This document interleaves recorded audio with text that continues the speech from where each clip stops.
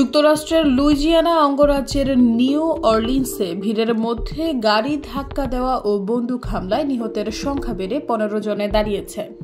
যুক্তরাষ্ট্রের president Joe Biden এই হামলাকে ঘৃণ্য বলে উল্লেখ করেছেন।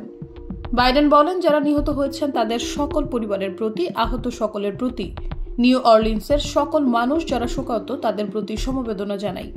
এই ঘটনায় আমি হতাহতদের প্রতি শোক প্রকাশ করছি। বিবিসির খবরে বলা হয়, বুধবার স্থানীয় সময় রাত 3টার পর নিউ অরলিন্স শহরের ফ্রেঞ্চ কোয়ার্টারে এক ব্যক্তি ভিড়ের মধ্যে পিকআপ ট্রাক চালিয়ে দেয়।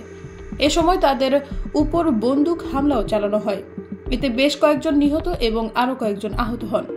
মার্কিন সংবাদ মাধ্যমগুলো জানায় গাড়ির চালকও নিহত হয়েছেন, তবে তার মৃত্যুর কারণ স্পষ্ট নয়।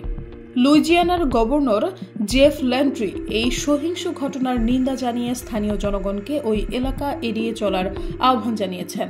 যুক্তরাষ্ট্রের প্রেসিডেন্ট জো বাইডেন ঘটনাটি সম্পর্কে নিউ অরলিন্সের মেয়রের সঙ্গে যোগাযোগ করেছেন এবং প্রয়োজনীয় সহায়তা প্রদানের প্রতিশ্রুতি দিয়েছেন।